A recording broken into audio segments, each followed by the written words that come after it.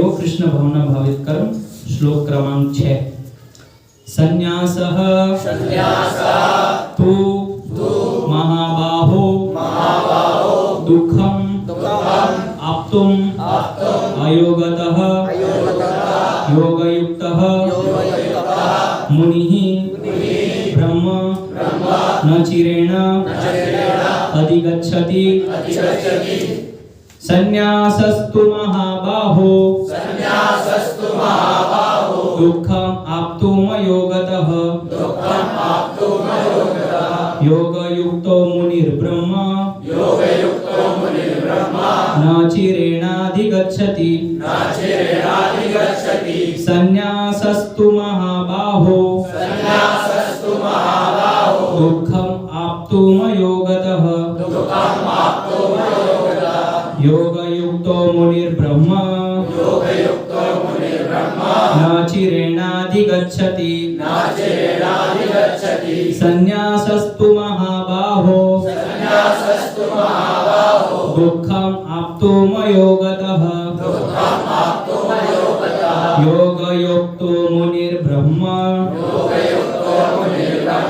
न चिरेणाधिगच्छति।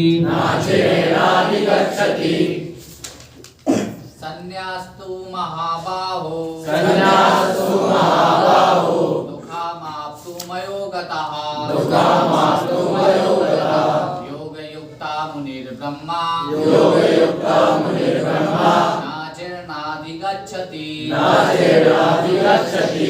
संन्यासस्तु महाबाहो दुःखमाप्तुं योगतः योगयुक्तो मुनिर्ब्रह्मा नाचिरेणाधिगच्छति। संन्यासस्तु महाबाहो दुःखमाप्तुं योगतः योगयुक्तो मुनिर्ब्रह्म नाचिरेणाधिगच्छति। संन्यासस्तु महाबाहो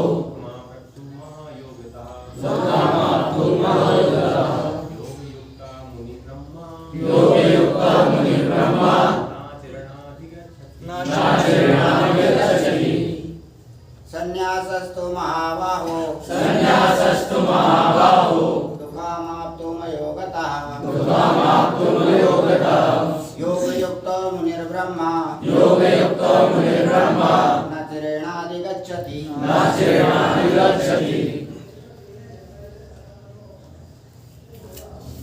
माता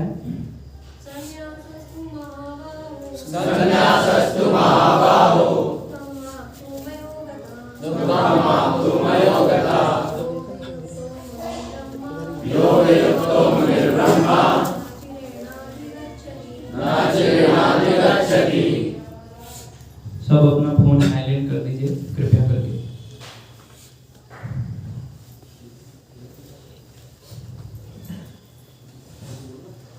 संन्यासः संन्यास आश्रम तू लेकिन महाबाहो हे बलिष्ठ भुजाओं वाले दुखम दुख आप्तुम से प्रभावित अयोगतः भक्ति के बिना योगयुक्तः भक्ति में लगा हुआ मुनि चिंतक ब्रह्म परमेश्वर को न चिरेण शीघ्र ही अधिगच्छति प्राप्त करता है।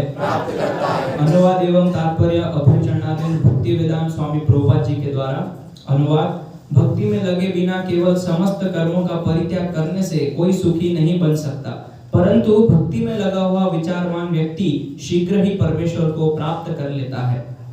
तात्पर्य, सन्यासी दो प्रकार के होते हैं। मायावादी सन्यासी सांख्य दर्शन के अध्ययन में लगे रहते हैं तथा वैष्णव सन्यासी वेदांत सूत्रों के यथार्थ भाष्य भागवत दर्शन के अध्ययन में लगे रहते हैं।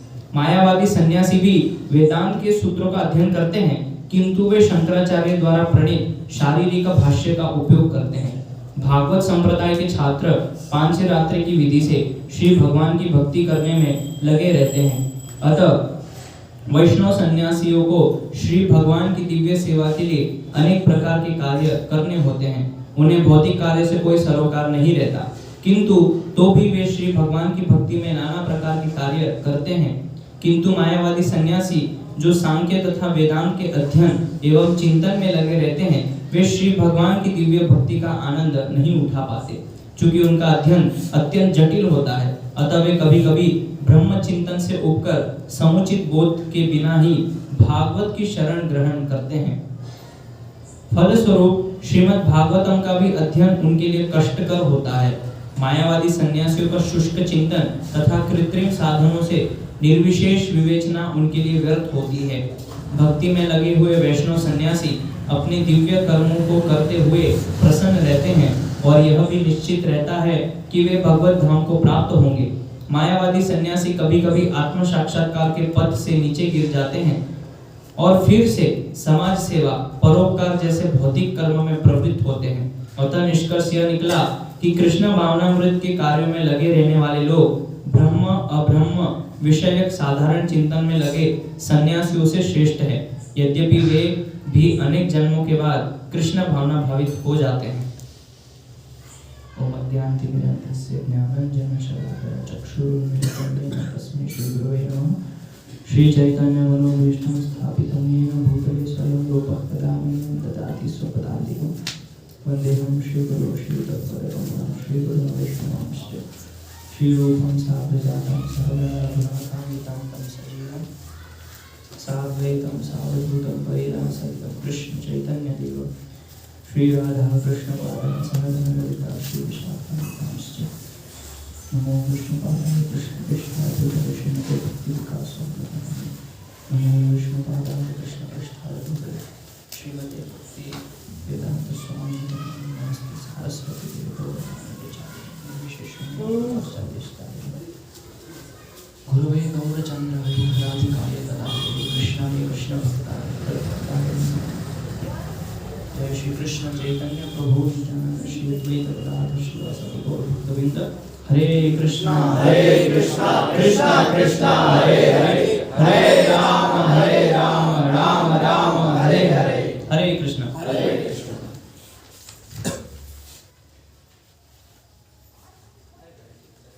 तो यहाँ पे भगवान को प्राप्त करने की दो विधि का वर्णन बता रहे हैं, कैसे भगवान को प्राप्त किया जाता है।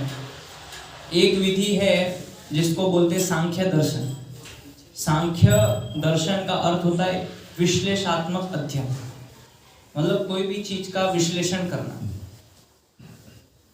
जैसे उदाहरण के लिए अगर मान लीजिए किसी को जानना है कि ये खिचड़ी में क्या क्या डला है, तो उसका विश्लेषण किया जाएगा कि इसके अंदर चावल है और इसके अंदर दाल है और दाल इतनी किलो इसमें डली है, इतनी किलो इसमें सब्जी डली है। इसको बोलते विश्लेषण, गहराई में जाना। और किसी को अगर बोले कि खिचड़ी कैसे बनी, तो दूसरा व्यक्ति क्या बोलेगा कि इसमें दाल चावल और सब्जियां डली है और बन गई खिचड़ी।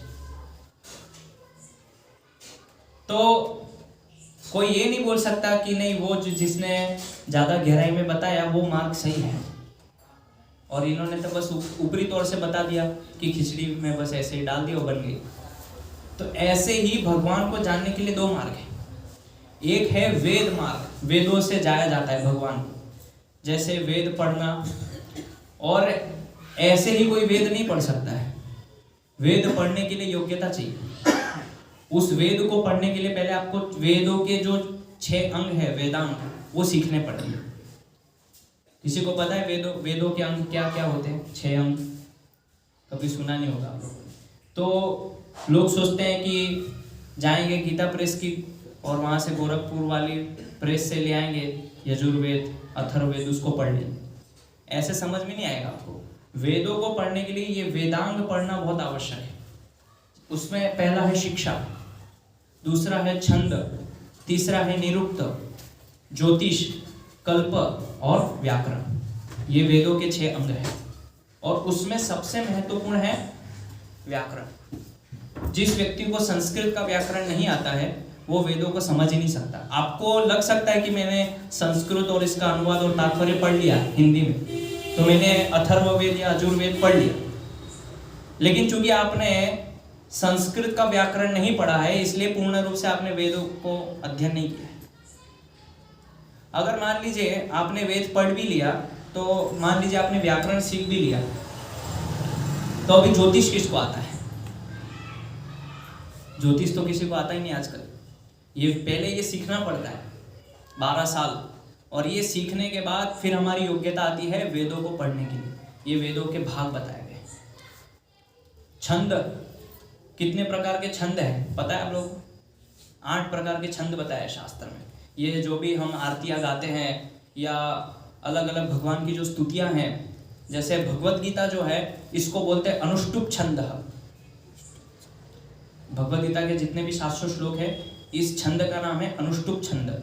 ऐसे गायत्री छंद, बृहति छंद, तो ऐसे अलग अलग 8 छंदों का वर्णन शास्त्र में किया गया है, जिसके अंतर्गत अलग अलग स्तुति, स्तोत्र और अलग अलग रचनाएं की गई है। जैसे पुरुष सूक्त है, श्री सूक्तम है, लक्ष्मी सूक्तम है, ऐसे अलग अलग जो सूक्त होते हैं।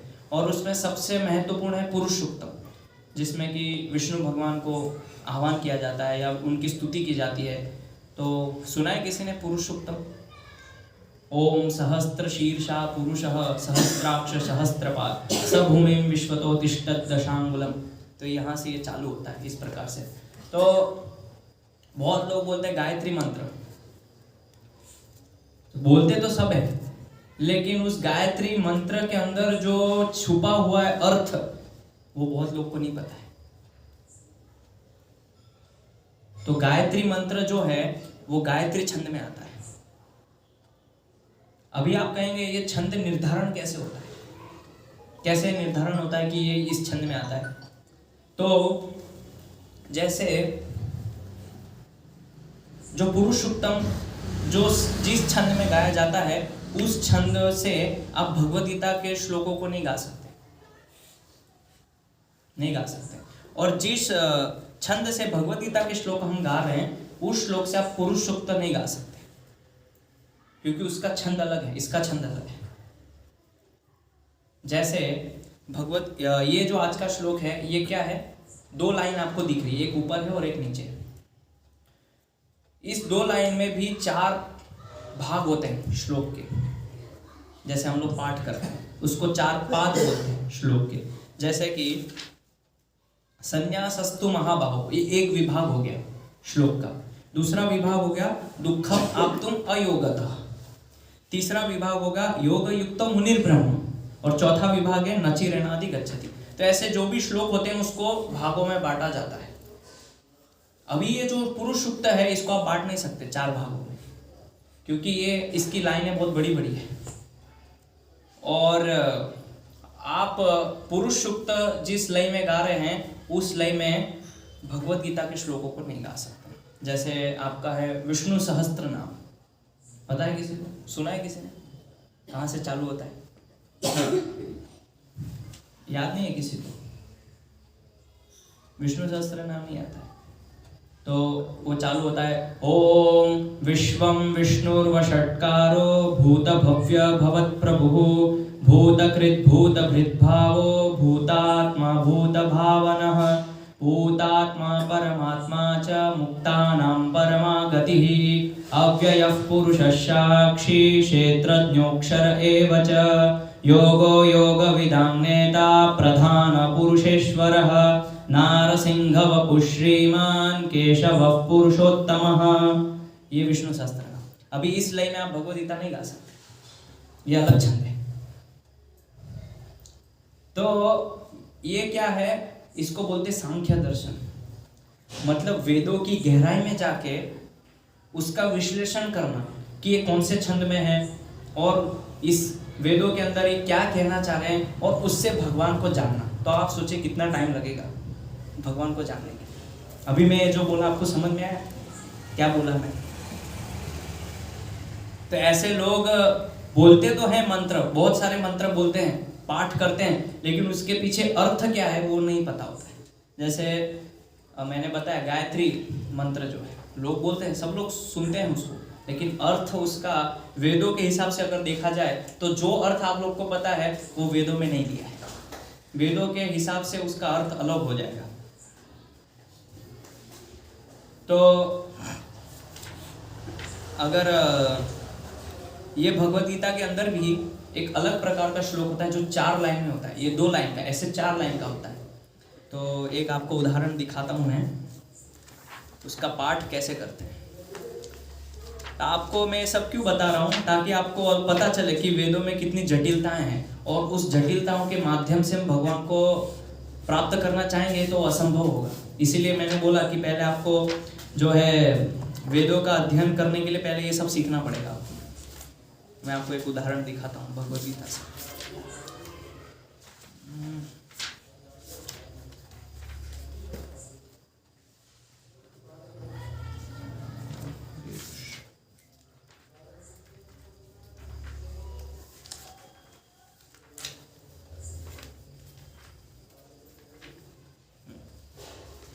तो अभी हमने 2 श्लोक देखे, अभी 4 लाइन वाले श्लोक भी हैं। तो उसको कैसे पढ़ेंगे, जैसे आपने सुना होगा, त्रैविध्यमां सोमपाः पूतपापा यज्ञैरिष्ट्वा सर्गतिं प्रार्थयन्ते ते पुण्यमासाध्य सुरेन्द्र लोकम अश्नन्ति दिव्यानि दिवि देव भोगान।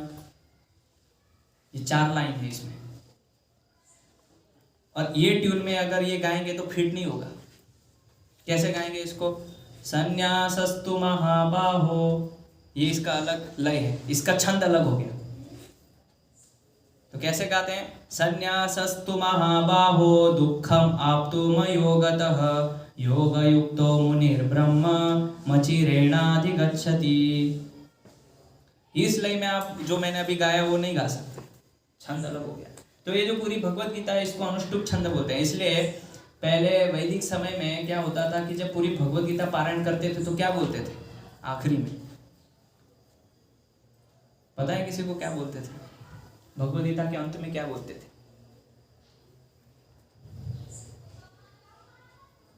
तो जैसे जो भी अध्याय होता है तो पहले उस अध्याय का नाम लिया जाता है। अथ पंचमोऽध्यायः श्री कृष्ण अर्जुन संवादे राजविद्या राजगुह्य योगो नाम। तो इस प्रकार से जो अध्याय उसका नाम, और श्री कृष्ण अर्जुन संवादे उनका ये संवाद है। श्रीमद्भगवद्गीतासु उपनिषत्सु ब्रह्म विद्यायां योगशास्त्रे श्री कृष्ण अर्जुन संवादे सांख्य योगो नाम द्वितीयोऽध्यायः। क्या बोला है?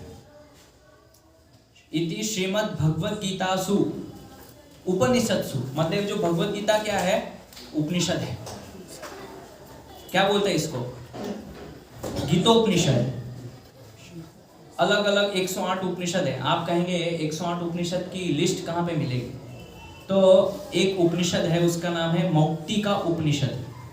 आप सर्च कीजिएगा अगर मिले तो। मौक्तिका उपनिषद के अंदर सारे 108 उपनिषद का वर्णन दिया है। कौन से उपनिषद?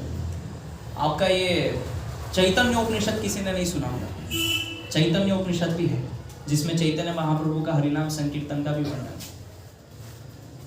तो ऐसे अलग अलग कठोपनिषद है और ईशोपनिषद है।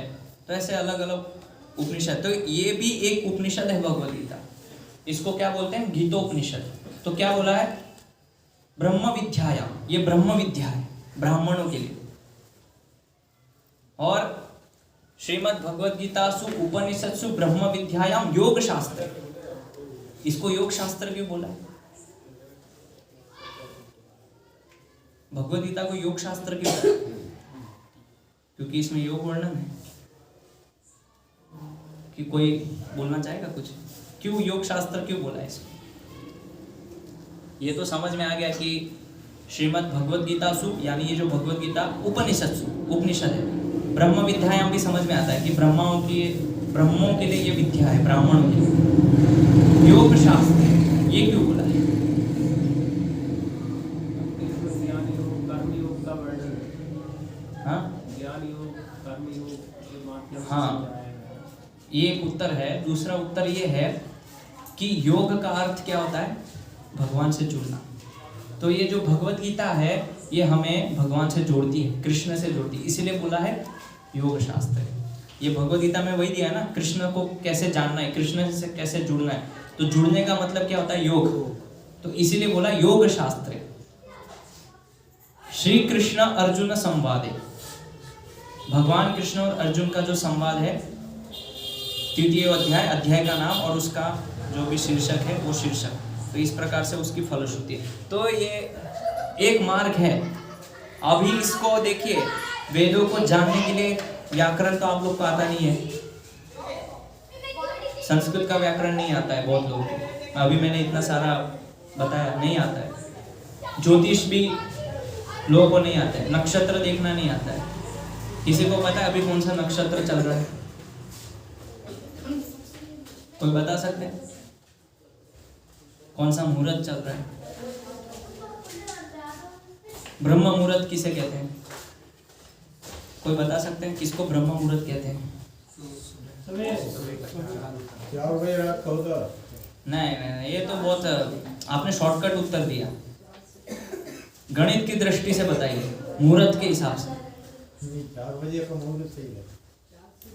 पहले 4 थोड़ी बजते थे, पहले घड़ी थोड़ी ना थी कि अभी 4 बजे हैं, अभी ये मुहूर्त है, अभी 5 बजे, अभी 5:30 बजे ये मुहूर्त। पहले घड़ी नहीं थी, पहले तो मुर्गा घड़ी थी सब। मुर्गे से पहले क्या था? मुर्गे से पहले भी तो समय होता था ना। 4 बजे का मुर्गा बोल। और बाद में बोला तो नहीं, बाद में नहीं, 4 बजे बोलता। और पहले बोल दिया तो नहीं बोला। क्यों नहीं बोलेगा? उसकी मर्जी है, वो पहले बोले बाद में बोले, ऐसा थोड़ी करेगा। 4 अच्छा चलो ठीक है, मुर्गा अगर बोला तो कैसे पता है कि 4 बजे ही बोला? घड़ी तो नहीं थी। चलो मान लिया कि बोला, लेकिन ये कैसे पता कि 4 बजे ही बोला? आप बताइए। कहने के आदमी थे मुर्गा को घड़ी समझते नहीं, लेकिन आप बोल रहे हैं 4 बजे बोला, तो पहले तो घड़ी नहीं थी, तो कैसे पता कि वो 4 बजे ही बोला? प्रश्न तो वही है मेरा। तो इसीलिए वो भी नक्षत्र मुहूर्त देखना नहीं आता है किसी को। तो फिर क्या वेद पढ़ेंगे? खाली ये बस अनुवाद पढ़ लिया, तात्पर्य पढ़ लिया, वेद पढ़ लिया। वो वेद नहीं पढ़ा आपने, समय का बर्बादी किया आपने, और कुछ नहीं किया। और छंद भी नहीं आते किसी को। फिर शिक्षा तो एक बहुत बड़ा भाग है वेदों का, शिक्षा, सही शिक्षा, सत शिक्षा और असत शिक्षा। तो आप अथर्ववेद पढ़ेंगे तो अथर्ववेद के अंदर ऐसी ऐसी विद्याओं का वर्णन है जिसको पढ़ के आप है ना प्रभावित हो जाएंगे उसको पढ़ के। अभी मैं आपको बताऊंगा नहीं तो आप उसमें बताया वशीकरण कैसे करना है, उसकी भी विद्या है, उसकी प्रोसेस बताई है। अगर किसी व्यक्ति को वश में करना है तो क्या करना है, उसका पूरा विधि का वर्णन है अथर्ववेद में। आप ये मत बोलिए प्रभु जी हमें भी बता दीजिए वो मत विधि, हमें ये सब नहीं करना है। और ये भी बताया है कि किसी के घर को अगर बर्बाद करना है तो उसकी विधि क्या है, ये भी अथर्ववेद में दिया है। ऐसी ऐसी चीजें दी है अथर्ववेद में कि आप मतलब लगे तो इसमें कितना कुछ ज्ञान दिया है। हम फालतू में भगवद गीता पढ़ रहे थे, वेदों में इतना सारा ज्ञान है, लेकिन वो ज्ञान हमारे कुछ काम का नहीं है, कुछ काम का नहीं है हमारा। उससे दूसरों का नुकसान ही करेंगे वेद पढ़ के। इसीलिए वेद पढ़ने के लिए योग्यता और अधिकार चाहिए, और वो अधिकार आता है ये वेदों के 6 भागों को पढ़ने से। उसके पहले इसीलिए गुरुकुल में जब पहले छात्रगण जाते थे तो पहले उनके वेदों को ये 6 भाग सिखाए जाते थे, तब उनको अधिकार दिया जाता था वेद पढ़ने का। और वेद पढ़ने से पहले उनका उपनयन संस्कार होता था, जो कि आजकल नहीं होता है। उपनयन संस्कार के बाद वो व्यक्ति अभी योग्य है वेदों को पाठ करने, तो उसको बोलते हैं विश्लेषणात्मक अध्ययन, सांख्य दर्शन, गहराई में जाके। और एक मार्ग है कि भगवान श्री कृष्ण पूर्ण पुरुषोत्तम परमेश्वर है, जो कि भगवत गीता में हमने स्वीकार कर लिया। अब आप बताइए कि कौन सा मार्ग सही है? कितना सिंपल बताया ना इसमें, लेकिन वही चीज वेदों में कितना घुमा के बताया। अगर मैं ऐसे नाक पकड़ूं और ऐसे पकड़ूं, दोनों में आसान है। तो वेदों में क्या है, ऐसे नाक पकड़ना बताया है, और भगवत गीता में सीधा सीधा नाक पकड़ने का बताया, बस इतना अंतर है। पकड़ना तो नाक ही है, लेकिन वो घुमा के बताया है, और इस भगवत गीता और भागवत के अंदर सीधा सीधा बताया। इसीलिए जब वेद व्यास जी ने 18 पुराण, 108 उपनिषद और 4 वेद जब लिखे, तब भी वो असंतुष्ट थे। तो नारद मुनि ने आके बताया कि आप असंतुष्ट क्यों हैं, इसका कारण क्या है। तो वेद व्यास जी पूछे कि आप मुझे कुछ प्रकाश डालिए, क्योंकि मैंने 18 पुराण की रचना की है। 18 पुराण जो है वो वास्तव में 6 पुराण जो है सतोगुणी के लिए, लोगों के लिए है, 6 पुराण रजोगुणी के लिए है, और 6 पुराण तमोगुणी लोगों के लिए। इस प्रकार से उसकी रचना है। तो वेद व्यास जी ने बोला कि आप प्रकाश डालिए। तो नारद मुनि ने बोला कि पहले से ही लोग क्या है, भौतिक जगत के अंदर फंसे हुए, बंधे हुए, इंद्रिय भोग में लगे हुए हैं, और आपने उसमें और नमक मिर्च मसाला डाल के उसको और बढ़ावा दे दिया। पुराणों के अंदर यही है ना, सब कर्मकांड विधि का वर्णन है। वेदों के अंदर यही सब दिया है जो मैंने अभी बताया, कि दूसरों को नुकसान कैसे पहुंचाना है, उसको सती कैसे पहुंचाना है, वशीकरण कैसे करना है, और अगर मुझे दूसरों की शक्ति प्राप्त करनी है तो उसके लिए क्या विधि है, ये सब वेदों में दिया है। तो नारद मुनि बताए ये तो, और ये दे के तो आपने उनको और बल्कि बीमार कर दिया, सही दवाई नहीं दी आपने। तो इसलिए आप क्या कीजिए कि सीधा सीधा भगवान के चरित्र और भगवान के भक्तों के चरित्र का वर्णन लिखिए। इसीलिए उन्होंने श्रीमद् भागवतम, ये आखिरी ग्रंथ लिखा। और ये जो श्रीमद् भागवतम है, ये जो वेदांत सूत्र है, वेदांत सूत्र की ये जो है टीका है श्रीमद् भागवत। इसके बाद कोई ग्रंथ नहीं है। ये दुनिया का और विश्व का आखिरी ग्रंथ है, अगर कोई ग्रंथ लिखा गया हो।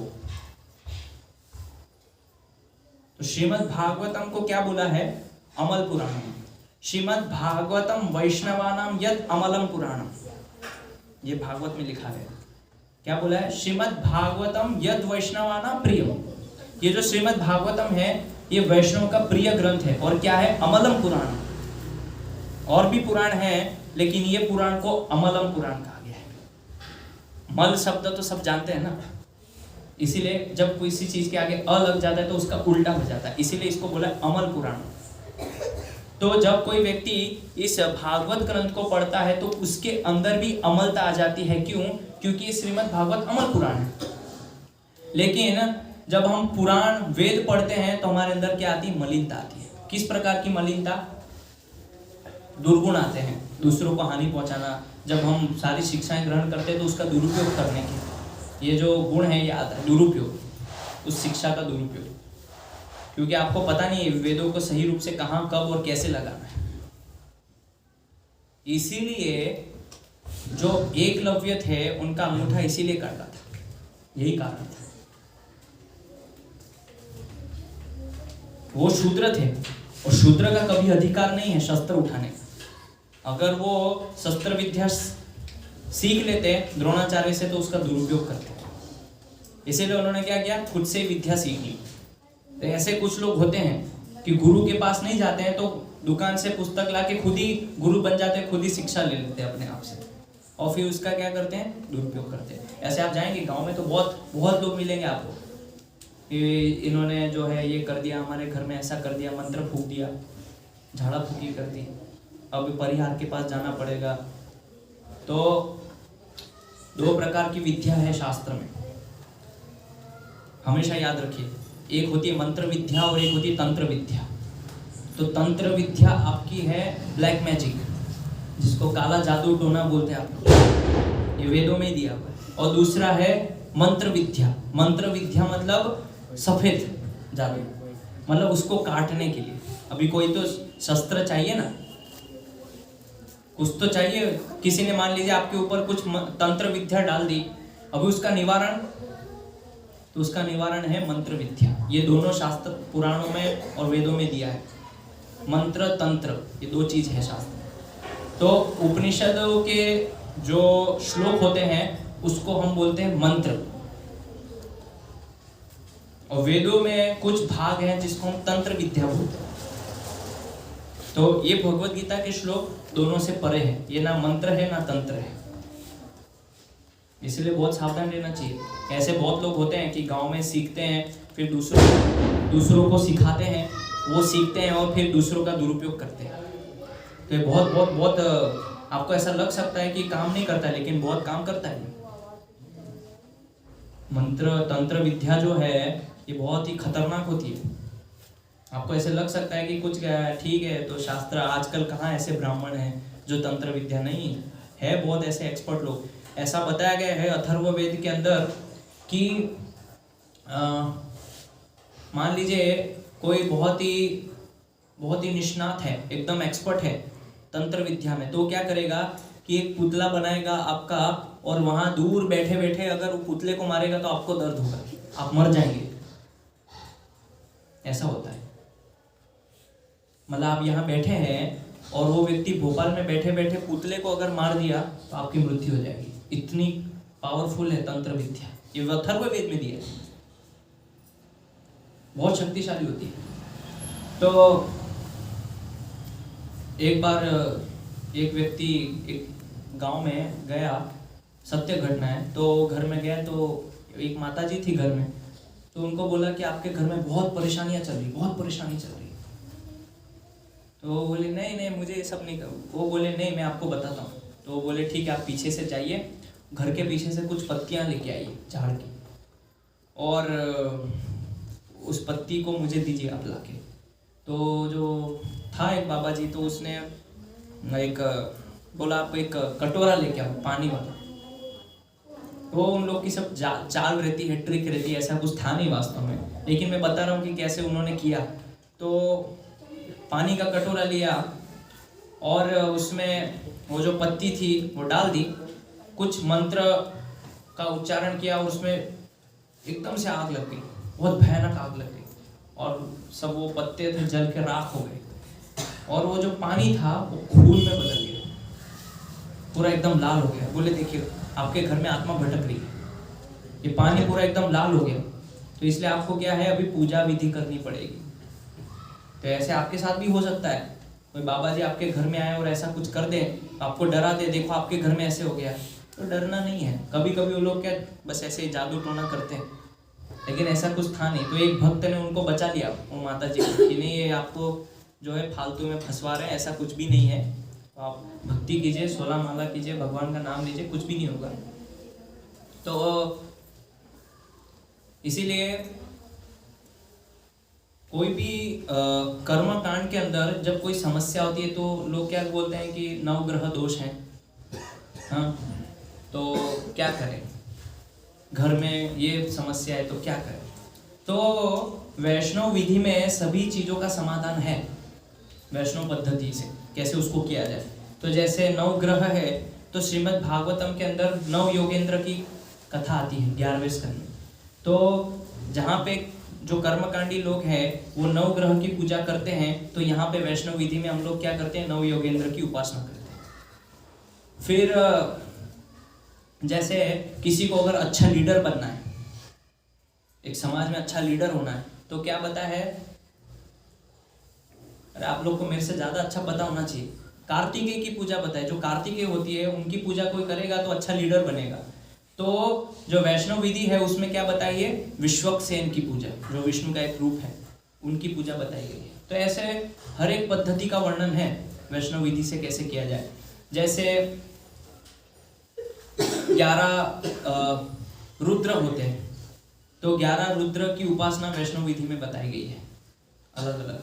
तो इस प्रकार से वैष्णव विधि में हर एक चीज का वर्णन है। तो आप बोल सकते हैं कि ये वास्तु ठीक नहीं है मेरे घर का, इसलिए समस्या आ रही है, ये ठीक नहीं है। ये सारा वास्तव में देखा जाए तो वेदों से ही आ रहा है। अभी प्रश्न ये है कि वेद बनाए किसने।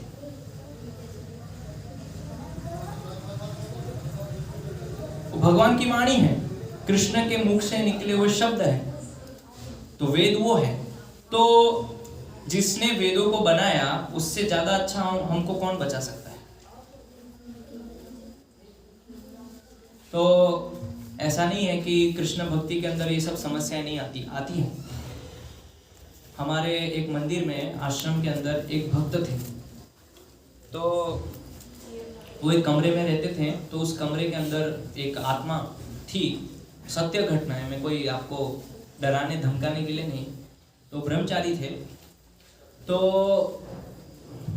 बहुत परेशान रहते थे और उनका मन नहीं लगता था। इतना खाते थे, प्रसाद इतना लेते थे, इतनी सारी रोटियां खाते थे, चावल इतना खाते थे और चिड़चिड़ापन था, बहुत ऐसी समस्याएं थी।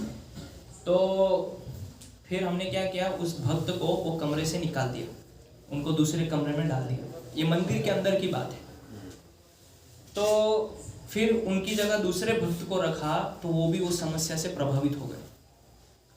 तो हम सोच रहे थे कारण ऐसा क्यों हो रहा है, ये तो मंदिर है, यहाँ पे कीर्तन हो रहा है, सब चीज़ हो रही है, फिर ऐसा क्यों।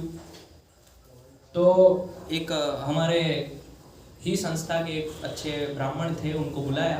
तो उन्होंने बोला कि इस कमरे के अंदर विशेष रूप से यहाँ पे एक आत्मा घूम रही है जो परेशान कर रही है आपके भक्तों को। तो जो भी यहाँ पे रहेगा वो इस चीज़ से प्रभावित हो जाएगा। तो क्या करना चाहिए?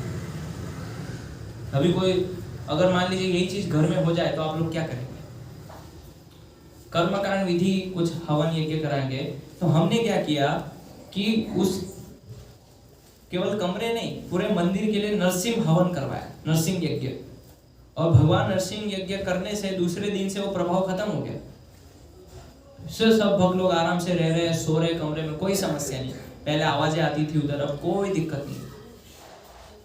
तो जहाँ पे आप लोग गणेश की विघ्नहर्ता की पूजा करते हैं, वहाँ पे हम लोग भगवान नरसिंह देव की पूजा करते हैं जब ऐसी समस्या आती। इसीलिए हम लोग क्या बोलते हैं, भक्ति विघ्न विनाशन भगवान नरसिंह देव की जय। तो जब हमारी भक्ति में इस प्रकार से विघ्न आते हैं तो नरसिंह देव रक्षा करते हैं। अभी कुछ दिन पहले एक वीडियो आया था मायापुर के अंदर, जो भगवान नरसिंह देव का विग्रह आप देखते हैं फोटो में, तो वहाँ पे उनका ये मूल विग्रह है पश्चिम बंगाल मायापुर में। तो आप इस फोटो के पीछे देखेंगे तो अनंत शेष है। तो जब नरसिंह भगवान की आरती चल रही थी उस समय भगवान नरसिंह देव उनके पीछे अनंत शेष नृत्य कर रहे थे, साक्षात नाच रहे थे। ये दिखाता है कि भगवान कोई और नरसिंह देव जो है वो वास्तव में उनका प्रकट क्यों हुआ था, अवतार क्यों हुआ था? असुरों को मारने के लिए ना, हिरण्यकशिपु था, उसका वध कर दिया। तो ऐसे ही हमारे जीवन में जब ऐसे विघ्न आते हैं, कष्ट आते हैं, और अगर हम सही से भगवान की भक्ति कर रहे हैं तो नरसिंह देव जो है उसको खत्म करते हैं। इसीलिए प्रहलाद महाराज ने भगवान नरसिंह देव के लिए एक स्तुति का रचना की है। वो स्तुति इस प्रकार से है, ओम नमो भगवते नरसिंहाय, नमस्तेजस तेजसे आविर्भव, वज्र नख वज्र दंष्ट कर्माशयान, रंधय रंधय तमोग्रस ग्रस, ओम स्वाहा, अभयम अभयम आत्मनि भूयिष्ठा, ओम क्षोम। ये प्रहलाद महाराज ने बोला है। अभी ये श्लोक का मतलब ये है, ओम नमो भगवते नरसिंहाय, क्लियर है सबको? नमस्तेजस तेजसे आविर्भव, कि आप मेरे हृदय के अंदर प्रकट हो जाइए। तेजसे आविर्भव, और क्या कीजिए, वज्र नख वज्र दंष्ट, दंष्ट मतलब क्या होता है, दांत संस्कृत में, और नख मतलब नाखून। तो वज्र जैसे आपके जो नाखून और दांत हैं, रंधय, रंध मतलब पता है, रंध का मतलब रंधा चलाते हैं ना, ये सब शब्द संस्कृत से ही आ रहे हैं, रंधा चलाते हैं ना। तो रंधय रंधय मतलब आपके जो वज्र जैसे नाखून हैं और दांत हैं, ऐसे चला के, रंधे की तरह चला के, तमो ग्रस ग्रस, मैं जो तमोगुण के द्वारा ग्रसित हूं इसको काट डालिए, आप फाड़ दीजिए। और फिर आगे बोलते हैं, तमो ग्रस ग्रस अभयम अभयम आत्मनि भूयिष्ठा, कि मेरे आत्मा के अंदर अभयता जो है ना ये प्रदान कर दीजिए, तमोगुण हटा के, आत्मनि भूयिष्ठा। तो ये प्रहलाद महाराज स्तुति करते हैं, और ये जो अज्ञानता अंधकार मेरे हृदय में है इसको खत्म कर दीजिए, ऐसे वो नरसिंह भगवान से प्रार्थना कर रहे हैं। तो बहुत सारे हमारे भक्तों के कुछ ऐसे घटनाएं भी हैं कि साक्षात नरसिंह देव ने उनको बचाया। तो एक अमेरिका के अंदर हमारे एक भक्त थे, उनकी एक छोटी सी बालिका थी। तो उनकी फोन साइलेंट कर दीजिए कृपया करके। तो उनकी बालिका छोटी थी, तो उनकी मम्मी जो है रोड पे ऐसे खड़ी थी तो ध्यान नहीं दिया होगा, तो वो लड़की जो है ऐसे चल के सड़क पे चली गई। और सड़क पे गई तो वहाँ सामने से एक बहुत बड़ी ट्रक, और ट्रक ने जो है लड़की को ठोक दिया, मर गई। मर गई नहीं, मरी, वो जीवित थी। ट्रक ने ठोक दिया, लोग देख रहे हैं कि ट्रक ने उसको टक्कर मार दी लड़की को और लड़की मर गई, ऐसा ही सबको लगा, लेकिन वो मरी नहीं थी। फिर वो लड़की जब आई तो उनकी मम्मी बहुत परेशान थी। उनकी मम्मी को एक क्षण पे ऐसा लगा कि मेरी बेटी मर गई। तो फिर वो लड़की बोली, मम्मी एक बहुत ऐसे शेर जैसा व्यक्ति आया और मुझे बचाया, और उनके नाखून बहुत बड़े बड़े थे, तो मुझे वो दर्द हुआ। तो बोले देखिए मेरे गले पे अभी भी नाखून के चिन्ह हैं। तो इतने बड़े बड़े चिन्ह उनके गले पे अभी भी थे। तो भगवान नरसिंह देव साक्षात आए थे उनको बचाने के लिए। और लड़की थी, छोटी लड़की, वो ऐसा वर्णन कर रही है कि ऐसे बहुत शेर जैसा कोई व्यक्ति था, उसके दांत थे बड़े बड़े और नाखून थे, और नाखून जब उन्होंने मेरे शरीर पे लगाए तो उसके चिन्ह अभी होंगे, तो आप देखो। तो जब वो देखा तो वास्तव में वो चिन्ह बने थे। तो ऐसे भक्ति विघ्न विनाशक ऐसे ही नहीं बोला है उनको। और आप ब्रह्म संहिता अगर पढ़ेंगे तो ब्रह्म संहिता में बोला है, यत् पाद पल्लव युगम विनिधाय कुंभ द्वंदे प्रणाम समय सगणाधिराज विघ्नान विहंतुम अमलस्य जगत्त्रयस्य गोविंदमादि पुरुषम तमहम भजामि। तो बोलते हैं कि गणेश जी, यत् पाद पल्लव युगम विनिधाय कुंभ द्वंदे प्रणाम समय सगणाधिराज, गणाधिराज मतलब गणेश जी का नाम है। तो उसमें ये बता रहे हैं ब्रह्मा जी कि गणेश जी आपके अंदर ये जो विघ्न हरता, यानी कि विघ्न को खत्म करने की जो शक्ति है वो कहाँ से आ रही है, कि भगवान नरसिंह देव ने आपके ऊपर कृपा की है, और तभी आप ये गुण जो है संपन्न करके लोगों के विघ्नों को हरते हैं। ये बताया गया है ब्रह्म संहिता। तो ये क्या हो गया, वेदों का अध्ययन हो गया। अभी इसमें बताया है 2 प्रकार के सन्यासियों का वर्णन है। एक होते हैं मायावादी सन्यासी और एक होते हैं वैष्णव सन्यासी। तो मायावादी सन्यासी इस प्रकार से भगवान को प्राप्त करते हैं, वेदों का अध्ययन करके, व्याकरण पढ़ के, ज्योतिष पढ़ के, छंद पढ़ के, और ये सब पूरा इतना विस्तार से फिर भगवान को जानते हैं। और वैष्णव सन्यासी क्या करते हैं, भागवत विधि को अपनाते हैं, पांचरात्रिक विधि। पांचरात्रिक विधि का मतलब जिसके अंदर भागवत श्रवण, नाम सेवा, भगवान का नाम कीर्तन, मथुरावास, भगवान की अर्चन सेवा और भगवान का प्रसाद, ये पांचरात्रिक विधि बोलते हैं, भागवत विधि बोलते हैं। लेकिन जो मायावादी सन्यासी होते हैं उनके अंदर ये विधि नहीं आती। नाम कीर्तन, मथुरावास, भागवत श्रवण और भगवान की अर्चन विग्रह की सेवा, ये सब उनमें नहीं होता है। वो केवल क्या है, अध्ययन में लगे रहते हैं, अध्ययन करते हैं, बहुत जटिल होता है उनका अध्ययन। तो इसीलिए वो लोग सोचते हैं कि ये जो वैष्णव सन्यासी है तो ऐसे ही है, इनको कोई ज्ञान नहीं है, शास्त्र पढ़ते नहीं है, ये क्या रोड पे नाचते रहते हैं, कूदते रहते हैं, ये सन्यासी का काम थोड़ी है। तो ऐसे ही जब चैतन्य महाप्रभु वाराणसी में जब गए थे, प्रयाग में, उनके पिताजी का पिंड दान करने के लिए, तो चैतन्य महाप्रभु उस समय तो चैतन्य महाप्रभु को बोला लोगों ने कि आप सन्यासियों के इस प्रकार से कीर्तन करते हैं।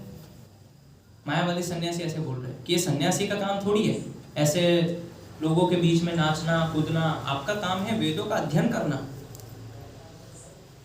तो फिर वहां पे बहुत बड़ी उनकी जो है विवाद होता है, एक तरफ चैतन्य महाप्रभु और एक तरफ पूरे शिष्य बैठे हुए मायावादी, और उनका नाम था प्रकाशानंद सरस्वती। तो ऐसे पूरे उनके शिष्य बैठे हैं, पूरा विवाद हो रहा है, और चैतन्य महाप्रभु ने उनको परास्त कर दिया, और अंततः उनके जितने भी शिष्य थे वो सब चैतन्य महाप्रभु के शिष्य बन गए, परास्त कर दिया। जबकि चैतन्य महाप्रभु ने कभी वेद नहीं पढ़ा था।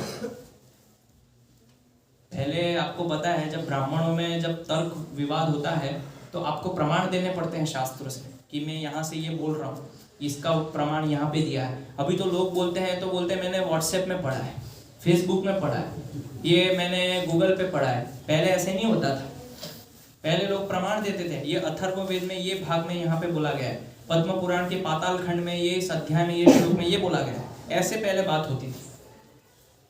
तो चैतन्य महाप्रभु ने वेद नहीं पढ़ा था, फिर भी उनको परास्त कर दिया विवाद में। सोचिए आप क्या बोला होगा ऐसा महाप्रभु ने, और सब उनके शिष्य बन गए। और उनके जो गुरु थे सभी शिष्यों के, वो भी चैतन्य महाप्रभु को शरणागत हो गए कि वास्तव में आप ही सन्यासी, हम तो केवल दिखावा कर रहे हैं। तो ये मायावादी सन्यासी क्या दिखावा करते हैं, और जो वैष्णव सन्यासी है उनको तो क्या है, कभी कभी प्रचार कार्य करने के लिए फ्लाइट में, विमान में जाना पड़ता है, कभी कभी लैपटॉप से प्रचार भी करना पड़ता है। तो लोग बोलते हैं मायावादी, ये वैष्णव सन्यासी कैसे हैं, विमान में जाते हैं, एयरपोर्ट में, फ्लाइट में घूमते हैं, लैपटॉप चलाते हैं, मोबाइल है।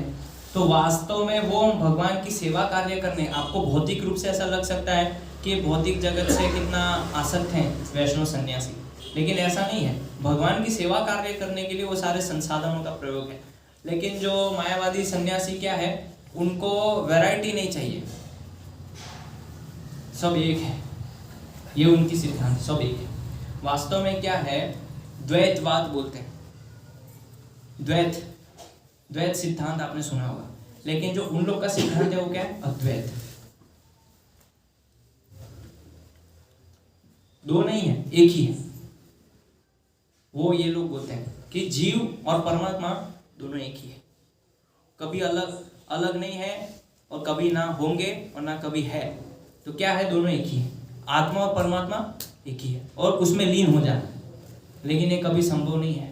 इसीलिए वो लोग क्या करते हैं, मायावादी सन्यासी लोग, कि जब आप उनको भोजन भी देंगे तो बहुत सब मिक्स कर देंगे, हलवा, चावल, पूड़ी सब एक में डाल देंगे, वैरायटी नहीं होनी चाहिए, क्योंकि उनके लिए तो दो चीज़ है ही नहीं, सब एक है उनके लिए। इसलिए वो क्या करते हैं कि जीवन में खाते भी तो ऐसे ही खाते हैं। आपको मजा आएगा ऐसे, अगर मान लीजिए यहाँ प्रसाद में आपको खिचड़ी डाले, उसके ऊपर हलवा डाल दें, उसी के ऊपर दाल मिला दें, उसी के ऊपर पापड़ डाल दें, आप कहेंगे क्या है, कैसे ऐसे थोड़ी प्रसाद खिलाते हैं। लेकिन वो लोग ऐसे खाते हैं। लेकिन वैष्णव सन्यासी में देखिए 56 भोग होते हैं, 108 तरह के भगवान को भोग लगाए जाते हैं। वहां पे ऐसी कोई वैरायटी नहीं है उनके यहाँ। तो लेकिन ये सिद्धांत अगर व्यावहारिक रूप से देखा जाए तो उतना सही नहीं है, क्योंकि भेद तो हमेशा रहेगा, भेद तो हर चीज में रहेगा। तो इसमें से एक घटना याद आई मुझे कि जब प्रभुपाद जी शुरू में अमेरिका, न्यूयॉर्क में जाते थे, तो उस समय क्या करते थे कि प्रभुपाद जी अपना उच्चिष्ट महाप्रसाद छोड़ देते थे भोजन में, खाने के बाद। तो क्या है, प्रभुपाद जी के लिए भक्त लोग बहुत साल में एक बार आते थे, तो प्रभुपाद जी के लिए बहुत कई प्रकार के व्यंजन बनाते थे। उसमें रसगुल्ला, संदेश, रबड़ी, मटर पनीर की सब्जी, दाल, कई चटनियाँ, पकोड़े। तो ऐसे प्रभुपाद जी जब भोजन करते थे तो उच्चिष्ट जो है वो बांटने के लिए बाहर दे देते थे कि आप भक्तों को बांट दीजिए। तो भक्त लोग क्या करते थे, देखते थे अच्छा आइटम, तो एक भक्त जो है रसगुल्ला ले लेता था और एक भक्त जो है रबड़ी ले लेता था। तो एक देखा कि भक्तों ने बोला प्रभुपाद जी ये तो चटनी, मिर्ची सब छोड़ देते हैं भक्त लोग, अच्छे आइटम उठा लेते हैं इसमें से, कोई रबड़ी ले रहा है, कोई रसगुल्ला ले रहा है, तो फिर ये भी तो आपका उच्चिष्ट है, भक्त लोग तो इसको छोड़ रहे हैं। दाल कौन खाएगा, फिर पकौड़ा कौन खाएगा, सब मिठाई ले ली सबने। तो ऐसा कुछ दिनों तक चला। फिर प्रभुपाद जी ने पूछते थे रोज कि आज कैसे हुआ, किसने क्या क्या लिया, मेरा उच्चिष्ट जो बचा था उसमें किसने क्या क्या लिया। तो बताते थे उनके जो सेवक थे कि प्रभुपाद जी आज उस भक्त ने रसगुल्ला लिया, आज उस भक्त ने जो है रबड़ी खाई, आज उस भक्त ने ये खाया। प्रभुपाद जी बोले काम करो, कल से ना तुम सब मिक्स कर देना, जाओ रसगुल्ला, रबड़ी, हलवा, पकोड़ा, दाल सब एक में मिक्स करके अब बांट दो। तो फिर ऐसे ही करने लगे। तो जो मायावादी सन्यासी है वो उनका सिद्धांत यही है कि अगर भेद जीवन में होगा तो फिर क्या होगा, द्वेष होगा, फिर आशा होगी कि ये अच्छा है, ये बुरा है, ये खाऊंगा, ये नहीं खाऊंगा, तो ये द्वैत हो जाएगा। इसलिए बोलते वैरायटी नहीं होना चाहिए, सब एक कर दो। लेकिन वो व्यवहारिक रूप से संभव नहीं है। अगर उनके व्यवहारिक जीवन में आप जाएंगे तो इसका एक उदाहरण है। तो एक बार मैं ट्रेन में जा रहा था, तो एक मायावादी गुरुकुल से व्यक्ति थे जो उसमें पढ़ते थे, शंकराचार्य के गुरुकुल से निकले हुए थे, कहीं जा रहे थे। तो मैं भी कहीं जा रहा था, शायद महाराष्ट्र जा रहा था ट्रेन से। तो हमारी बहुत चर्चा हुई शास्त्र पे, बहुत बड़ा शास्त्रार्थ हुआ ट्रेन में। तो मेरा माला वगैरह सब हो गया था। मैंने सोचा इनको थोड़ा प्रचार करते हैं। तो प्रचार के दौरान पता चला कि ये तो मायावादी है, स्वीकार ही नहीं कर रहे हैं भगवान को। वो बोल रहे हैं नहीं, ब्रह्म में लीन होना है, ब्रह्म में लीन होना है, परमात्मा के अंदर लीन हो जाना है। मैं उनको बता रहा हूँ नहीं, भगवान बार बार तो बोल रहे हैं जीवात्मा अलग है, आत्मा अलग है, परमात्मा अलग है। वो बोल रहे हैं नहीं, एक ही है सब। ऐसी कई बड़ी बड़ी बहस चली हमारी कई घंटों तक। तो फिर मैंने बोला ठीक है, अभी थोड़ा विराम लेते हैं, अभी भोजन भी कर लेते हैं। तो मैं प्रसाद खाने लग गया। तो मुझे देख रहे थे। तो मैंने उनको पूछा आप प्रसाद लेंगे? बोले हाँ लूँगा। तो मैंने बोला ठीक है, मैं देता हूँ आपको। तो मेरे पास एक सड़ा हुआ केला था, गला हुआ, मैं उनको दे दिया। तो बहुत गुस्सा हो गए, ये ऐसे, ये क्या खिला रहे आप? सड़ा हुआ गला हुआ काला केला है, मुझे दे रहे। मैं बोला सब तो एक है, आपने ही तो बोला अभी सब एक ही है, तो गला हुआ अच्छा केला क्या है, खाइए आप इसको। तो बहुत और गुस्सा हो गए। मैं बोला आप ही का सिद्धांत है ना ये, तो अभी आप अपने सिद्धांत से मुकर रहे हैं। तो फिर उन्होंने ज़्यादा कुछ बोला नहीं, बोले आप मेरा अपमान कर रहे हैं ऐसे। मैं बोला अपमान नहीं कर रहा हूँ, आप ही का सिद्धांत है, आप ही बोलते हैं कि सब एक हैं, तो आपके लिए तो सब एक होना चाहिए, चाहे वो गला हो या केला अच्छा हो। गला, उससे आपको क्या फर्क पड़ रहा है, केला तो केला है। तो व्यावहारिक रूप से मायावादी जो सिद्धांत है, आप व्यावहारिक रूप से उसको लागू नहीं कर सकते। भेद तो हमेशा रहेगा। तो जीवात्मा और परमात्मा के अंदर हमेशा भेद रहेगा। जो गुण भगवान के अंदर है वो गुण हमारे अंदर है, ये हम स्वीकार करते हैं कि भगवान सच्चिदानंद से उनका शरीर बना हुआ है, हमारा भी सच्चिदानंद से बना हुआ है। लेकिन अभी चूंकि हम इस भौतिक जगत में हैं, इसीलिए हम असत, अचित और निरानंद से ढके हुए हैं। इसीलिए वो गुण कब प्रकट होगा, जब हम भगवान के पास उनकी शरण में जाएंगे, तो हमारा ये जो शरीर है भी सच्चिदानंद बन जाएगा। अभी वो प्रकट नहीं हुआ है। लेकिन वो लोग क्या बोलते हैं, कैसे प्रकट होगा, जब हम ब्रह्म में, ब्रह्म ज्योति में लीन हो जाएंगे। लेकिन हम क्या बोलते हैं, नहीं, जब हम भगवान के धाम जाएंगे तब हमारा ये सच्चिदानंद स्वरूप जो है प्रकट होगा। तब तक असत, अचित और निरानंद रहेगा। गुण है लेकिन मात्राओं का अंतर है। जिस मात्रा में भगवान के पास है उस मात्रा में हमारे पास नहीं है। भगवान का जितना वैराग्य है उतना वैराग्य हमारे अंदर नहीं है। वो गुण है हमारे अंदर, लेकिन भगवान की मात्रा जितनी है उतनी हमारे पास नहीं। ज्ञान भगवान के पास है, जीवात्मा के पास है, लेकिन जो ज्ञान जीवात्मा के पास है वो अपूर्ण है, अधूरा है, पूर्ण ज्ञान नहीं है। लेकिन कृष्ण के पास पूर्ण ज्ञान है। तो भगवान कृष्ण ने पूरी भगवद गीता बोली, हम देखते हैं महाभारत, ये कितना बड़ा ज्ञान है। इससे बड़ा कोई शास्त्र नहीं है भगवद गीता से बढ़कर। तो इससे हम भगवान की ज्ञान की पराकाष्ठा की तुलना कर सकते हैं, उनका ज्ञान कितना श्रेष्ठ है। भगवान के पास ऐश्वर्य है, हमारे पास भी है, लेकिन हमारा ऐश्वर्य क्या है? प्लास्टिक के फूल, पेपर मनी। भगवान का ऐश्वर्य देखें, चिंतामणि प्रकर सत्म सुकल्प वृक्ष, ये भगवान के ऐश्वर्य। चिंतामणि से बना हुआ उनका धाम है, कल्प वृक्ष है। हमारे यहाँ वृक्ष है लेकिन नकली फूल है, नकली पत्ते घर में लगाते हैं। तो ऐश्वर्य है लेकिन मात्रा का भेद है। तो जैसे प्रभुपाद जी अक्सर उदाहरण देते हैं कि समुद्र है और समुद्र की एक बूंद है, दोनों में खारापन है, लेकिन चूंकि वो समुद्र है और ये पानी की एक बूंद है, तो जो कार्य समुद्र से किया जा सकता है वो एक बूंद से नहीं किया जा सकता। ये भेद है। लेकिन ये मायावादी इसको स्वीकार करने को तैयार ही नहीं। तो अगर मैं आपको बता रहा हूँ, आपको सरल लग रहा है ना समझने में, कितना सरल लग रहा है, लेकिन वो मानने को तैयार ही नहीं है। इतनी सरल बात, कितना सरल है। वो लोग क्या बोलते हैं, ये मैं अक्सर उदाहरण देता हूँ प्रवचन में। वो लोग क्या बोलते हैं, जैसे मान लीजिए मेरे पास एक कागज का टुकड़ा है छोटा सा, तो वो क्या है, भगवान कृष्ण या ब्रह्म ज्योति जो भी है, उनके लिए तो कृष्ण जैसी कोई चीज़ नहीं है, उनके लिए एक ज्योति है। तो वो क्या बोलते हैं कि ये कागज को अगर तोड़ दे, फाड़ दे, उसके टुकड़े टुकड़े कर दे, तो कागज बचेगा? नहीं बचेगा ना, टुकड़े हो गए। तो उसी प्रकार से जो ब्रह्म ज्योति है अभी वो क्या है, बढ़ गई है। सभी, आप भी एक ज्योति है, मैं भी एक ज्योति हूँ, इतनी सारी ज्योति हो गई, तो अभी जो मेन मुख्य ज्योति है वो खत्म हो गई, ये उनका कहना है। लेकिन हमारा सिद्धांत उल्टा है। भगवान की शक्तियां जब प्रभावित होती हैं, जब बाहर निकलती हैं, तो भगवान खत्म नहीं हो जाते, नहीं तो फिर उनको शक्तिमान क्यों बोला गया है? शक्तिमान का अर्थ क्या है कि उनके पास भरपूर मात्रा में शक्ति है। अगर शक्ति निकालने से वो खत्म हो जाए तो फिर वो शक्तिमान नहीं है ना। मैं बोल रहा हूं कितना सरल लग रहा है आपको समझने में। तो इसीलिए एक ज्योति दूसरी ज्योति में जब मिल जाएगी तो वो क्या हो जाएगी, ब्रह्म ज्योति हो जाएगी। इसीलिए हमें वो जो मुख्य ज्योति है उसमें लीन होना है, तो हम भी ब्रह्म ज्योति हो जाएंगे। बस ये है उनका सिद्धांत मायावाद का। कितना जटिल है आप सोचिए, कितना जटिल है।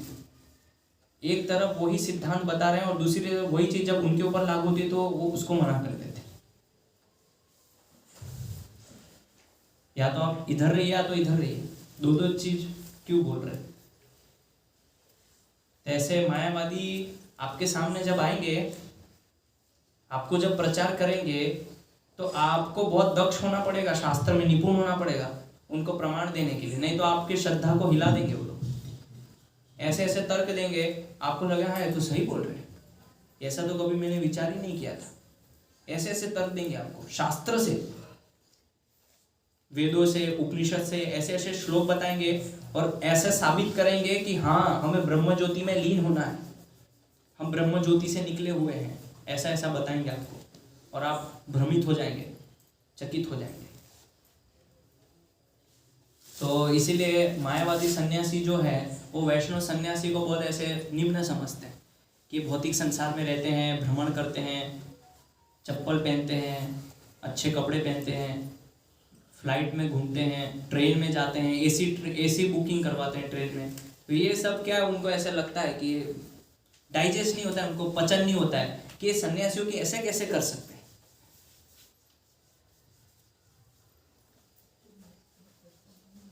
तो जैसे आपने एक श्लोक सुना होगा, हरे नाम एव केवलम कलो नास्तेव नास्तेव नास्तेव गतिरन्यथा। तो इसका मतलब ये है कि केवल इस कलयुग में जीवात्मा का उद्धार हरि नाम से हो सकता है। वो लोग भी हरे कृष्ण महामंत्र जप करते हैं, पता है आपको, मायावादी लोग भी हरे कृष्ण जप करते हैं और इसी श्लोक को बोलते हैं। अगर आप उनको पूछेंगे इसका अर्थ क्या है, तो क्या बोलेंगे, हरे नाम एव केवल। इस कलयुग के अंदर केवल और केवल और केवल हरि का नाम एकमात्र साधन है उस ब्रह्म में लीन होने के लिए। हमारा श्लोक है, चैतन्य महाप्रभु द्वारा दिया हुआ श्लोक है। चैतन्य महाप्रभु इसको बार बार उद्धृत करते थे और व्याख्या अपने मन से दी। उस ब्रह्म में लीन होने के लिए केवल यही एकमात्र हरि नाम उपाय। और हम क्या बोलते हैं, इस कलयुग से बचने के लिए केवल हरि का नाम ही एकमात्र साधन है और कोई हमें नहीं बचा सकता। लेकिन वो क्या बोल रहे हैं, ब्रह्म में लीन होने के लिए ही एकमात्र ये साधन है। अब भेद देख पा रहे हैं, दोनों श्लोक एक ही। तो ऐसे आपको लगेगा अरे ये भी तो कृष्ण भक्ति कर रहे हैं मायावादी, ये भी तो हरे कृष्ण जप कर रहे हैं, लेकिन उनके पीछे जो उद्देश्य है करने के पीछे वो अलग है और हम जिस उद्देश्य से कर रहे हैं वो अलग है। इसीलिए समाज के अंदर जब हम रहते हैं, वैष्णव लोग जो होते हैं, भक्त होते हैं, वो कैसे करते हैं कि हम समाज में रहते हैं, ज़्यादा रहेंगे तो प्रभावित हो जाएंगे। इसीलिए समाज के अंदर ज़्यादा हमें घुलना मिलना नहीं है। तो क्या करते हैं, जैसे कबड्डी होती, कबड्डी गेम्स देखे आपने, तो कबड्डी गेम में क्या होता है कि जब कोई दुबला व्यक्ति होता है तो जाता है और लाइन पर ऐसे छू के आ जाता है, ऐसे होता है ना, अंदर नहीं जाता है, पता है मैं जाऊंगा तो फंस जाऊंगा, इसलिए जाता है कबड्डी बोलते बोलते बोलते लाइन को टच करके बस आ जाता है। तो ऐसे ही जो भगवान के भक्त होते हैं, समाज में रहते हैं, जाते हैं बस ऐसे स्पर्श करते हैं भौतिक जगत को, बस ऐसे प्रभुपाद उदाहरण, बस खाली हमें उस जितना काम है आवश्यक है उतना स्पर्श करना है भौतिक जगत में, नहीं तो अगर उसमें रहेंगे ज़्यादा तो प्रभावित हो जाएंगे उससे, भौतिक दुनिया से।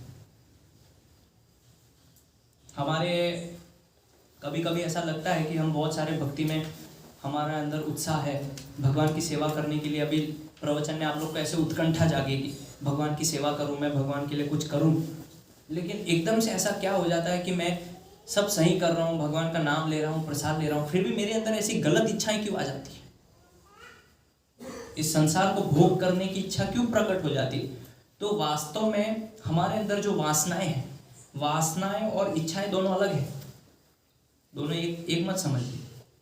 वासनाएं जो है वो बीज है, हमारे पूर्व संस्कार, अलग अलग जो योनि में हमने जन्म लिया है, तो भोग करने की जो बीज है वो वासना के रूप में अंदर पड़ा हुआ है। और ये इच्छा कब प्रकट होती है? जब उस बीज के ऊपर पानी जब डलता है तो वो अंकुरित होता है। जब भी हम बीज लगाते हैं तो क्या करते हैं? पानी डालते हैं, फिर उसमें अंकुर निकलता है, वो पेड़ या पौधा जो भी है बनता है।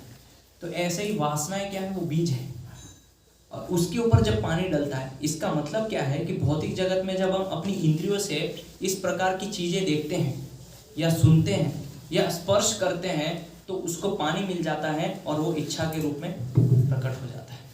इसलिए कभी कभी हमें लगता है कि मैं तो सब कुछ कर रहा हूँ, भगवान की भक्ति में लगा हूँ, लेकिन अनायास एकदम से तो वो क्या है? वासनाएं छुपी हुई है हृदय के अंदर। तो कृष्ण भक्ति जो है ये हमारी वासनाओं को पूर्ण रूप से काटती है। किसी की इच्छा नहीं होती पाप करने की, लेकिन अनायास वो इच्छा ऐसी जागृत हो जाती है। ऐसे बहुत लोग हैं कि कृष्ण भक्ति का आनंद लेते हैं, रसास्वादन करते हैं कुछ सालों तक, लेकिन एकदम से कुछ ऐसा हो जाता है कि सब कुछ छोड़ के, माला छोड़ देते हैं, पढ़ाई छोड़ देते हैं, मंदिर छोड़ देते हैं, पूरा एकदम शराबी बन जाते हैं, जुआ करने लगते हैं, मांसाहार करने लगते हैं। क्यों? वासना है कि उसको पानी मिला और पानी डालते गए तो वो अंकुरित हो गया और इतना बड़ा वो पौधा हो गया कि अभी मुश्किल है। पौधा जब बड़ा होता है तो क्या करते हैं? धान या गेहूं होते हैं, पक जाता है तो क्या करते हैं? काटना पड़ता है उसको। ऐसे जब तक उसको काटेंगे नहीं तो पूर्ण रूप से उसका उन्मूलन नहीं होगा। तो ये भागवत विधि जो है, पांचरात्रिक विधि, इसीलिए लोग जो है धर्म का पालन करते हैं। हरे कृष्णा, मोबाइल बंद कर दीजिए प्लीज।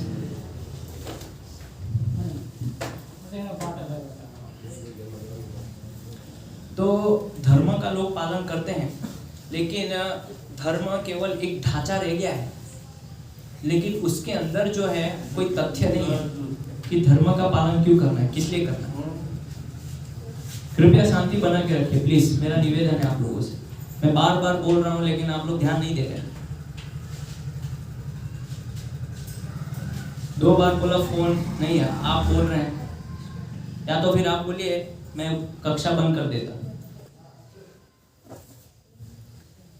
आधा घंटा हम भगवान के लिए थोड़ा समय नहीं दे सकते? प्लीज रिक्वेस्ट है, मेरा निवेदन है, मत कीजिए ऐसे, ध्यान पूर्वक सुनिए। तो धर्म है, लेकिन उस धर्म के पीछे तथ्य क्या है, समझ क्या है, वो लोगों के अंदर नहीं है। लोग पालन कर रहे हैं, सब कुछ कर रहे हैं, जैसे मैंने अभी बताया, श्री सूक्तम, पुरुष सूक्तम, विष्णु सहस्त्र नाम, ये सारी चीजें हो रही है, सब कुछ चल रहा है समाज के अंदर, लेकिन केवल वो ढांचा रह गया है बस। उसके पीछे का जो कारण है, जो तथ्य है, वो समझ है, वो नष्ट हो चुकी है। इसलिए बहुत लोगों को पूछो ये क्यों कर रहे हैं, पता नहीं, कर रहे हैं बस ऐसे, क्यों कर रहे हैं पता नहीं।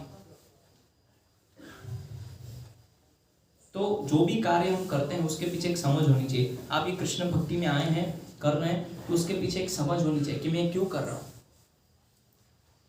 इसके करने के पीछे उद्देश्य क्या है, हेतु क्या है, और उस हेतु को प्राप्त करना। अगर हेतु नहीं है तो फिर आप ऐसे ही बस करते रहेंगे, उसको आपके जीवन का एक अंग बन जाएगा। जैसे अन्य मंदिरों में जाते हैं तो यहाँ पे भी आते हैं, ठीक है, आ रहे हैं मंदिर में बस, लेकिन जो समझ है उसकी वास्तविक क्या है वो पता नहीं चलेगा। तो यहाँ पे हम विराम करते हैं, समय काफी हो गया है। तो ये मैंने कुछ आपके ऊपर प्रकाश डाला, वेदों का अध्ययन और वेदों में क्या क्या बुराइयां हैं ये भी मैंने बताया। मंत्र विद्या, तंत्र विद्या, ये सब कैसे वो कार्य करती है और कैसे हमें उसमें नहीं जाना है, उसके लिए एक सही विधि है भगवद गीता। उसको पढ़ के क्या बोला है, ब्रह्म विद्यायाम योग शास्त्र। योग शास्त्र मतलब जो कृष्ण से जोड़ती है, ये मैंने बताया। मायावादी और वैष्णव सन्यासी में क्या अंतर है वो बताया। इसमें क्या दोनों में सिद्धांत में क्या अंतर है वो बताया। तो भी आप इसको स्पष्ट रूप से समझ के इसको जानिए। और सबसे महत्वपूर्ण बात कि अभी 3 तारीख को श्रीमद् भगवद गीता का प्रकट उत्सव है।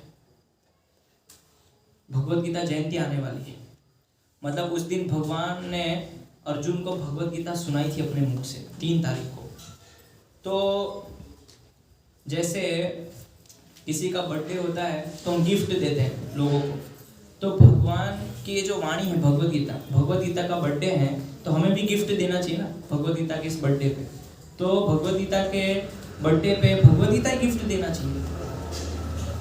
तो आपके इतने सारे लोग जुड़े हैं आपसे, अगर आप पूरे साल में एक बार, गीता जयंती तो एक बार आती है, अगर कुछ लोग को भगवद गीता भी नहीं दे सकते तो फिर आपने क्या सीखा भगवद गीता से, आपने क्या जाना भगवद गीता से। तो मेरा आप लोग से निवेदन है कि 3 तारीख को गीता जयंती है, या पूरा जो महीना है दिसंबर महीना, इसमें सारे भक्त लोग पूरे विश्व में भगवद गीता गिफ्ट देते हैं सबको। तो आप संकल्प ले सकते हैं कि मैं मेरी तरफ से 2 भगवद गीता या 4 या 6 भगवद गीता मेरी तरफ से इस महीने में गीता जयंती के दिन सबको गिफ्ट दूंगा। तो 18वें अध्याय में भगवान बोलते हैं कि जो व्यक्ति इस ज्ञान को दूसरों तक पहुंचाता है और इस संदेश को देता है वो व्यक्ति मुझे बहुत प्रिय है। तो मेरा निवेदन है आप लोगों से कि विशेष रूप से जो भगवद गीता है उसका प्रचार कीजिए। 3 तारीख को गीता जयंती है और संकल्प ले सकते हैं। तो मैं पूछूंगा सबसे कि आपने कितना संकल्प लिया, कितनी भगवद गीता आप वितरण करेंगे इस गीता जयंती के इस उपलक्ष्य पे। तो उससे आपकी और गंभीरता पता चलेगी कि आप भगवद गीता को कितना महत्व देते हैं, आपके जीवन में भगवद गीता का क्या महत्व है ये पता चलेगा उससे, जब आप ये भगवद गीता और ज़्यादा से ज़्यादा लोगों तक पहुंचाएंगे इसको। मैं आपसे कुछ नहीं मांगता हूँ, देखिए और बहुत सारे साधु हैं आते हैं आपसे बहुत कुछ मांगते हैं, मैं आपसे कुछ नहीं मांग रहा हूँ। बस मेरा यही आपसे एक भिक्षा मांग रहा हूँ, आपसे यही दक्षिणा है आपसे कि प्लीज़ कृपया करके भगवद गीता अन्य जीवों तक पहुँचाइए, क्योंकि बहुत सारे जीवात्मा जो है वो अभी इस चीज़ से अनभिज्ञ हैं, समाज के अंदर वो लोग पीड़ित हैं। तो ऐसे लोगों तक हमें ये दवाइयाँ जो है पहुँचानी है।